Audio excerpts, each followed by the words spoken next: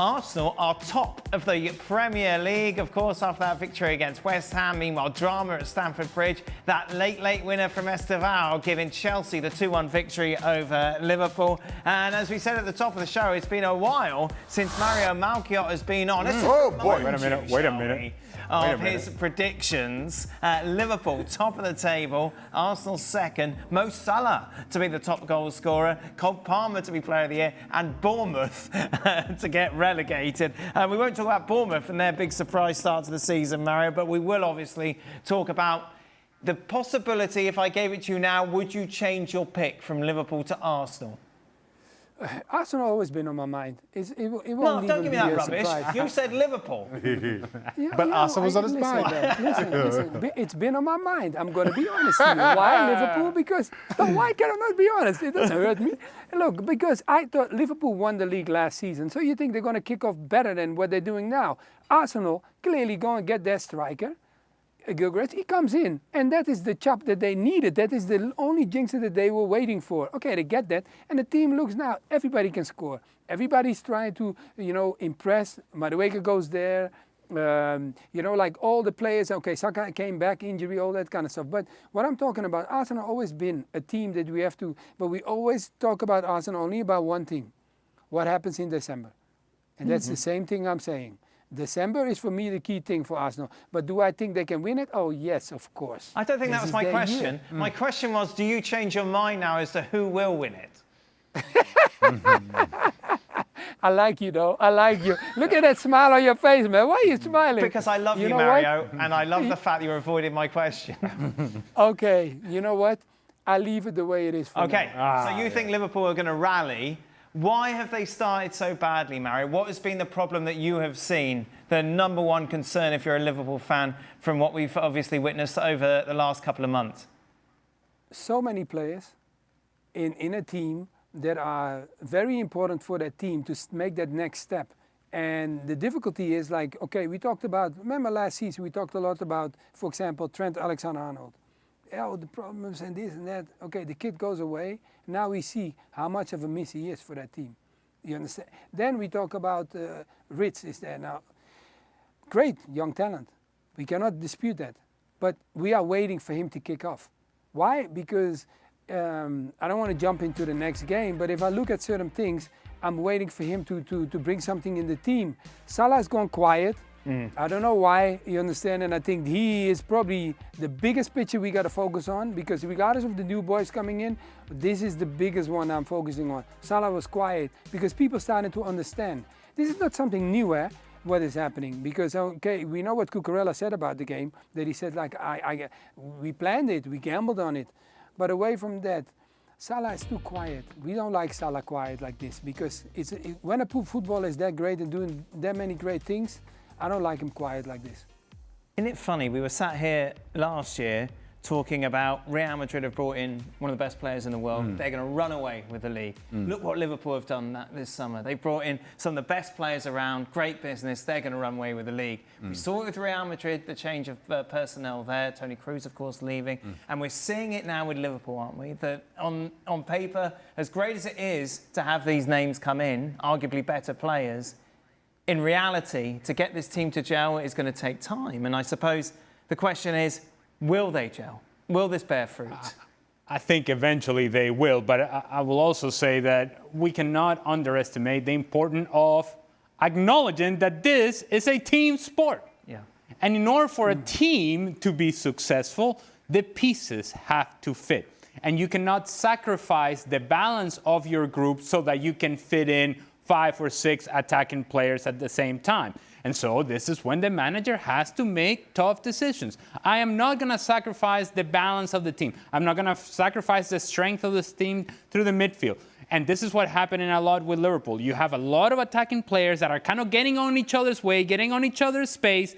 When they lose the ball in a bad area, now they don't have players tracking back, and actually they're getting played through the midfield, and teams are getting themselves in opportunities to attack Liverpool in moments of transition. When we think of Liverpool in the past, we think of Liverpool getting themselves out in transition. That is not happening regularly and consistently for Liverpool. More to the point, if you have and maybe I'm being conservative, but if you have at least 5 or 6 players out of the starting 11 that are playing below the level of expectation, I don't care how talented you are and how great of a team you're supposed to be. If you are having players underperforming, and it's 5 or 6 players in that starting 11 that consistently are underperforming, eventually you're going to get found out. Eventually you're going to get exposed. Why are they underperforming? What are we seeing from the likes of Salah, even Van Dijk? Well, why are they not up to the level that we're used to? And that is a question that if Arne Slot had the answer to it, he would have figured it out by now. It's not easy to just pinpoint something, but I would say about Mohamed Salah, if I were his teammate, and I know how important he has been to my group. Say I'm Virgil van Dijk, and I know I'm dependent on Mohamed Salah. Man, I have seen him score game winner after game winner after game winner, and you're thinking, this guy is eventually going to score a game winner for me. But if I see him walking when we're struggling in transition, if I see him not getting behind the ball when he loses it himself, if I see him just parked on the right-hand side and not having an impact on what this team is trying to do, and when he does get his chances, he's not taking advantage of those opportunities, I feel compelled to say something. Yeah. Even if he is Mohamed Salah, even if he's a club legend, even if he's done so much for this club, I think right now too many players in this team feel like they're beyond reproach. And it's getting to the point to where you now have to be able to grind. And this group of Liverpool doesn't seem capable of grinding. Back to my original question, why are they going to bond? Why is it going to work out in the end, given everything you've just said? Because there is enough talent here. And I think there's enough personality here as well. Right. You just need to, I think, you just need to knock down some walls. Florian Wirtz needs to forget about fitting in. Needs to forget about, oh, this is what the manager is asking me to do. This is what this club wants me to do. No. Play the game as naturally you see it and feel it. That's when you're at your best. Mohamed Salah, we're going to have to demand that this guy does a lot more work than just parking himself on the right-hand side. And if he's not willing to do it, hey, it's not beyond the realm of possibility to say, Mo, you got to come and sit down, buddy. You got to come and see it from a different perspective. Because now I have 2 strikers that can actually, if I need to play with 2 strikers, I have Ekitike and Isak. And let's see what they look like playing as 2 strikers. If I'm looking for more balance, I have to take out offensive players. And if that means sacrificing Mohamed Salah so that he gets a new picture, watching it from the stands, then that's a decision I need to make. I already made that decision with Florian Wirtz. That didn't quite work out. Somebody's going to get sacrificed at some point. You're going to have to make tough decisions, and it's because the results are not coming. Shaq, you must have been there, like you think back to that Newcastle run, where everything just seems easy. Yeah. You're going out, you're winning, it's great, everybody loves you, there's no criticism, and then snap. You go on this little bit of a run, and you've got us and everybody talking about where it's going wrong. And I imagine within a locker room, that dynamic can change quite quickly. Is that? Absolutely it can. And now you're looking for those on-the-park leaders. And the truth is, you look at Liverpool's 11, as talented as it is, the leaders you're thinking are Virgil van Dijk and Mo Salah. Van Dijk is very vocal and certainly leads by example as well. Mo Salah, you don't get the impression that he's vocal, that he's putting himself out there, that he's asking others to be accountable, let alone be accountable himself. And that's the issue here. You've got 2 players who kind of been there, seen it, done it all, especially with Alisson out of the park, out injured, who've done it all. One is struggling for form, which you've seen from time to time, but you know he scores goals. And the other is trying to get all the others afloat. And then to your question about why we still think Liverpool will come good, because 9 times out of 10, 99 out of 100, however you want to package it, when you put a bunch of talented players on the park together, they figure it out eventually. Real Madrid didn't last season. They have to get rid of their coach. Agreed. But you think it's well, that's one. That's the one out of 10. That's the one out of 100. But right now, you just feel if Virgil gets a goal, how does that change his own feeling, his own confidence in this Liverpool team? If Isak gets a goal, which he is desperate for, how does that change how he plays the game? And you just feel that if they get over that hump, like Kitike got over his very early and he flourished, if they're able to do that, all of a sudden you'll see the players that on the slot actually pay that amount of money for. Mario? Yeah. No, I totally understand what the guys are saying. I think tactically it was a very interesting game that we saw as well. You know, how that game was maneuvered. Because Slot, that is his, I think, in the middle of the park, he's very strong. And I think that is where he got overrun. And I think when you looked at the game, the way he was set up, Chelsea had a great answer to his setup. Because McAllister, if you look at McAllister, Malo Gusto was not worried about a lot of the football. Okay, he did a lot because he's a talented player, but his focus was McAllister. And then, of course, you have the other star man, you understand, at the moment now, I enjoy watching him, called Caicedo.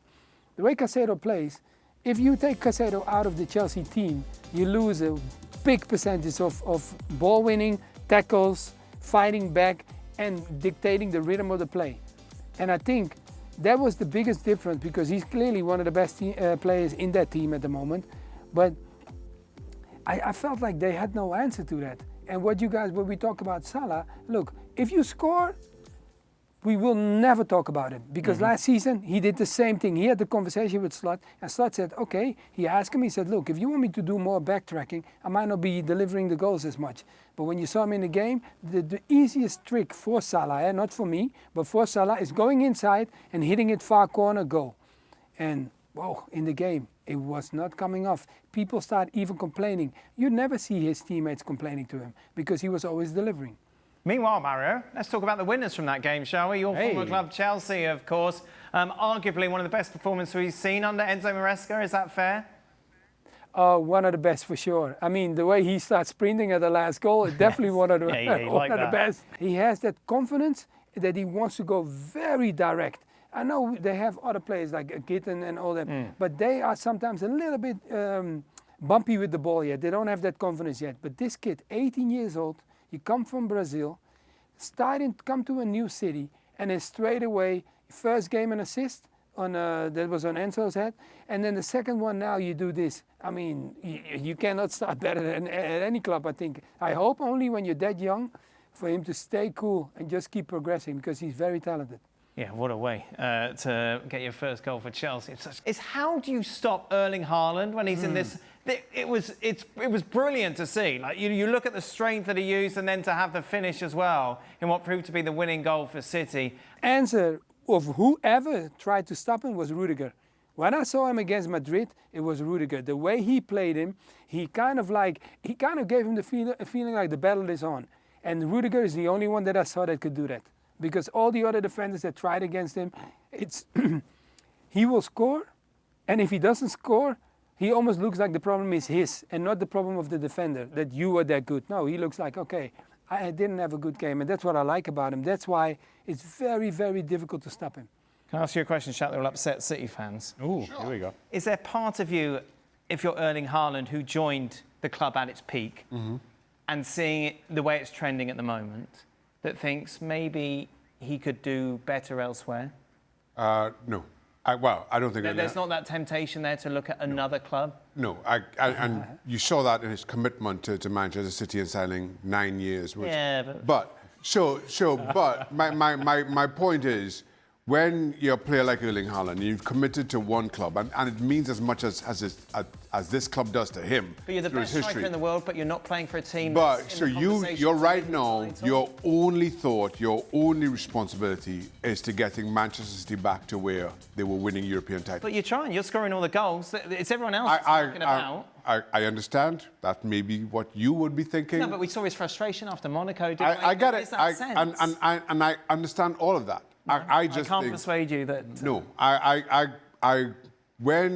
when you're in the thick of when you're in a down spell with a club as you are, especially a club that means as much to you, the last thing on your mind is jumping ship. Why does it mean so much to him? Yeah. He's not a Manchester boy. He's not grew up in the academy. His dad was played for City. Yeah. He grew up in Manchester. Yeah. He has a history with that football, a very long history with that football. Sometimes you have All some right, pride. Jan. You have some I'm pride, just saying, Dan. no, You but have you some asked me- pride. Oh, wait, hello. Yes, Mario. What's that? You have some pride, But is Dan. there not Some part of you pride. thinking, I'm the best striker in the world at the moment, I should be at the best team? Yeah, but it doesn't matter. First, I want to make sure that I show that I win the respect back for my name. Haaland is the jersey that I wear. This is what my dad was wearing. So I now want to carry that name forward and showing everybody like, this is what we're supposed to be doing. Even if my dad stopped at a certain level, I carry on and produce even more than that. Because that's the goal. He wants to impress his dad and the club where he is. He wants And to he's win gonna do that, and trophies. He he's wants to doing it. surely win trophies, Mario, and he could do that better at other clubs. That's what you would do. Yes, exactly. Yeah, That's but surely a professional. Not what Erling Haaland would do. No, I've done my bit for City. I've gone, yeah, Dad, No, well done. no, I'm you're not I've going anywhere. scored lots of No, goals. hey, sometimes we can also be loyal, Dan. It's Oh, okay. yeah, to be that's loyal. right. It's Yeah, okay. that's right. It's okay. I came back to your show, Dan. Look where I am now. I'm back on your show. Exactly. I'm trying to send Loyalty. you, I'm trying to send you back to Birmingham. I got to be honest with you. I got to be honest with you. It's concerning to see the inside look into the concept of loyalty and commitment with Dan Thomas. No, today. are you not getting what I'm saying at all? No, I get what you're saying. And if he continues to go in a downturn, eventually you're probably thinking of going elsewhere. But I think his focus right now is this team can be as good as it once was, and I'm going to be the reason as to why we're going to get back to the top. Right. That is the thought process. Whether that makes sense to you or not, I don't quite. No, it's not me. You have to say. I'm just. Well, I know. I'm just interested. You're the one bringing it up, so apparently we have to persuade you. Back at that drum. I know. We'll have Don going on. He wants to stay and gets the Premier League goal scorer. No, none of Not that. about Harry Kane a couple years ago. Exactly. None of that. Mario, are you all right to stay for extra time? I know you haven't got much time these days. You're very busy. Is that all right? Can you, No, stay for you, anything, Dan. For Yeah. you, hey, look, I'm lucky. Shaka is there, Yeah. Ali is there. Of course, I stay with the boys. Yeah.